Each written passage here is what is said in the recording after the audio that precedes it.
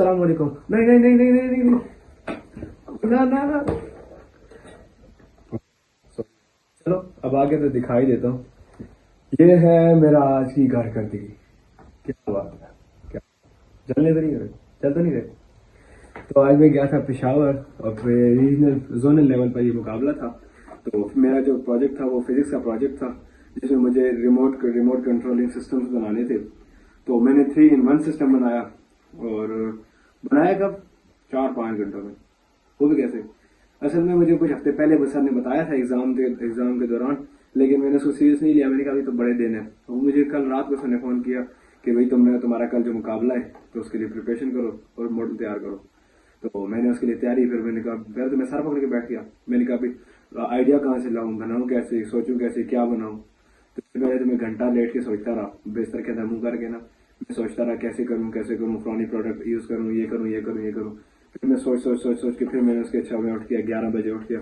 پھر میں نے اس کی چیزیں جمع کرنے لگ گیا, اور پھر میں نے پروجیکٹ جو بنایا, پروجیکٹ میں تصویر آپ کو دکھا رہا ہوں. یہ پروجیکٹ میں نے رات کا پھر بنایا ادھر.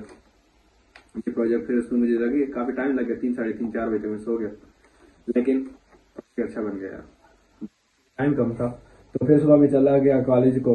کالج سے روانہ ہو گیا ہم لوگ پشاور گئے, اور وہاں میرا یہ مقابلہ تھا, اچھا گزرا اور اس میں پرفارم بھی اچھا کیا.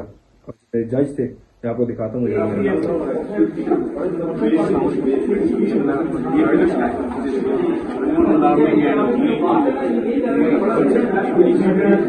کانسیپٹ ہے کہ remote alarming and I D explosion system. آج کل کے جو حالات چل رہے ہیں کہ آئی ڈی وغیرہ جو اوپر ایمرجنسیز میں بلوچستان میں مختلف گاڑیاں, آرمی گاڑیاں ہو یا سویلین وہ جا رہی ہے, سے آئی ڈیز پھٹ جاتی ہیں, وہ ایکسپلوڈ ہو جاتی ہیں. تو جس سے جانی اور مالی دونوں نقصان آج کل آ رہا ہے, جو ہماری نظر میں آ رہا ہے. نہیں ایسے تو نہیں ہوتا ہے, ایسے ہی دکھا دو ویڈیو. پہلے سبسکرائب کرو ایسے دکھا دو, چھوڑ دیا. تو میرے پاس آئے تو میرے جو میں نے پروجیکٹ بنایا تھا اس کے تو میرے 3 ٹاپکس تھے. میرے جو اس کا نام تھا وہ remote alarming and I D explosion systems تھے نا. تو اس میں میرے 3 کانسیپٹس تھے اس کے اندر کے آئی ڈی کار ایکسپلوژن اور سیکورٹی الارمنگ سسٹم اور سیکورٹی اور فائر الارمنگ سسٹم تھے. یہ 3 سسٹمز میرے تھے. تو جس پر انہوں نے میں نے ان کو پریزنٹیشن دی. پریزنٹیشن چھوٹا سا کلپ آپ دیکھ لیں.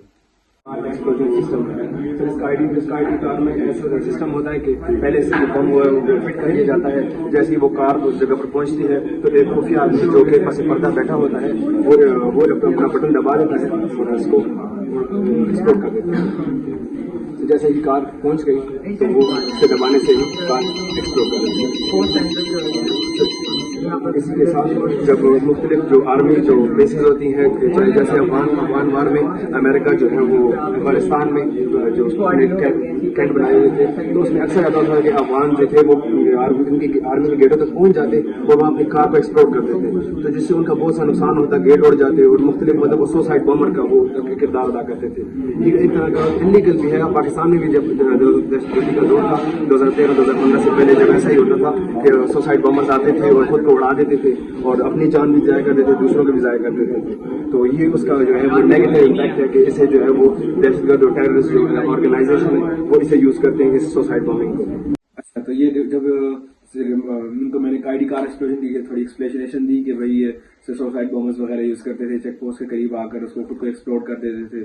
تو وہ لوگ جو ہے گاڑی ایکسپلوڈ ہو جاتی اور وہ اڑ جاتی چیک پوسٹ. اور مختلف میں نے ان کو ایگزامپلس دی نا, وہ تھوڑے سے کنونس ہو گئے.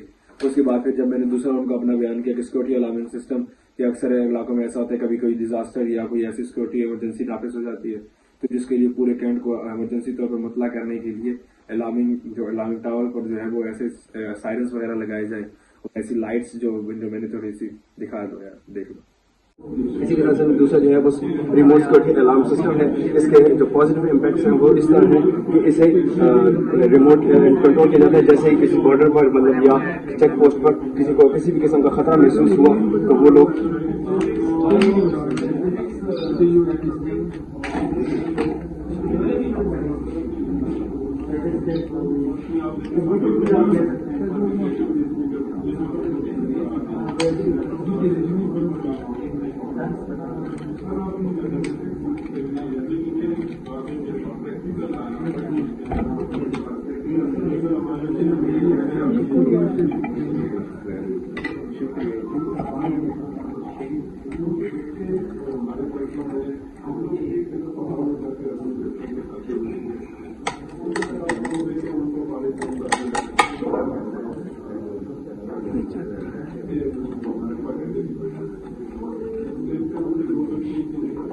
جی من ہے تو اس لیے تھوڑا سا پرابلم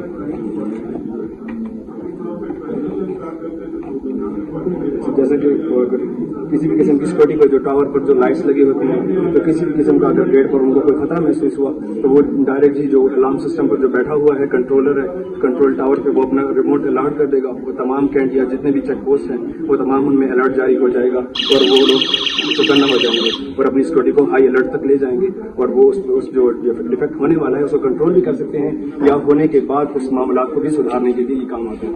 یہ جو لائٹس میں نے ان کو نکالی. اچھا ایک اور مزے کی بات, گھر میں جب میں کر رہا ہوتا ہوں نا کوئی بھی چیز توڑنی ہو یا کوئی جوڑنی ہو وہ منٹوں میں نکل جاتی ہے. اس وقت وہ میرے پاس کھڑے تھے تو میں اتنا فرسٹریٹ تھا کہ وہ چیز ٹوٹ رہی ہے جس کو میں ہاتھ لگا رہا ہوں وہ بہت زیادہ ٹوٹ رہی ہے, جس کو میں ہاتھ نہیں لگا رہا وہ ٹوٹ رہی نہیں, مطلب جو توڑنا چاہ رہا ہوں وہ ٹوٹ رہی نہیں ہے. اصل اس کو میں نے سرکٹ کو توڑنا تھا نا, میں نے 3-in-1 سسٹم بنایا تھا. ایک ہی آئی ڈی سے میں نے 3 سسٹم بنائے ہوئے تھے, 3 قسم کے کانسیپٹس کو میں نے ایک ہی آئی ڈی سے پروف کیا ہوا تھا. تو اس کے میں نے کار کو پھر اس کو توڑا, اس کے سسٹم کو جو میں نے وہاں نکال کے گاڑی گھر میں لگا دیا اور اس کی ٹاور پر جو ہے وہ میں نے لائٹس لگا دی نا. اکثر جب فائر الارم سیکورٹی الارم لگتا ہے تو لائٹس بھی ریڈ لائٹس بھی گھوم رہی ہوتی ہیں تو اس کی نشانی ہوتی ہے کہ بھائی ایمرجنسی نافذ ہے. تو میں نے یہ بات چھت پر لگا, پھر میں اپنے تیسرے کانسیپٹ جانے پڑا جو فائر الارمنگ سسٹم تھا. پھر میں نے ان کو کیلیفورنیا کی میں مثال دی کہ جب وہاں پر کیونکہ جانی نقصان بہت کم ہوا, وجہ یہ تھی کہ انہوں نے پہلے ہی مطلب ایمرجنسی نافذ کر دی, لوگ سائرن جو وغیرہ سن کے لوگ اپنے گھروں کو چھوڑ کے نکل آئے تھے. رقبہ بہت زیادہ جل گیا لیکن جانی نقصان کافی کم ہوا. اس کی مین وجہ یہی تھی کہ وہاں سیکورٹی الارم